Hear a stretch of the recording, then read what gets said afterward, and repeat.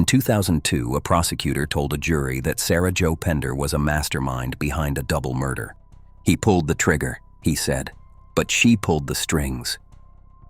2 decades later, that same man calls his own evidence tainted. Sarah's life fell apart on October 24, 2000. Her boyfriend Richard Hull and their roommates Andrew and Tricia were fighting over money. Hours later, Andrew and Tricia were dead. Sarah was about to be accused of helping cover it up, or worse, planning it. Richard Hull was a felon with a violent past. He couldn't buy a gun, so Sarah did it for him. That morning, they walked into a Walmart, bought ammo, and left. That night, Richard shot his best friend and his girlfriend. When Sarah came home, she found the bodies, and instead of calling police, she helped hide them. DNA linked the crime to the house, but not to her. Still, prosecutors claimed she was the brains behind the murders. Their key evidence was a handwritten confession and a jailhouse informant.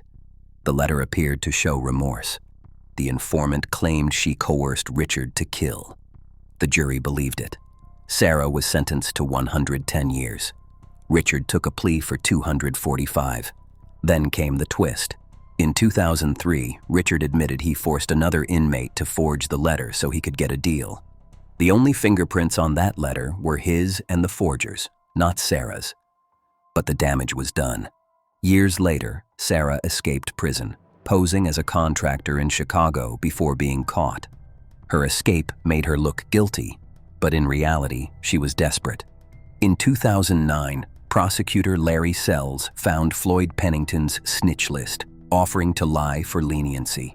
Even the detective who handled the case was later investigated for evidence mishandling. Now retired, Sells says he believes Sarah might be innocent. Today, law students at Georgetown University are studying her case through the Making an Exoneree program. She remains behind bars, but her story continues to raise one question. She bought the gun. She helped hide the bodies. She escaped prison. But did she plan a double murder? Or was she framed to protect the real killer? Suspects are alleged unless convicted. Educational content only.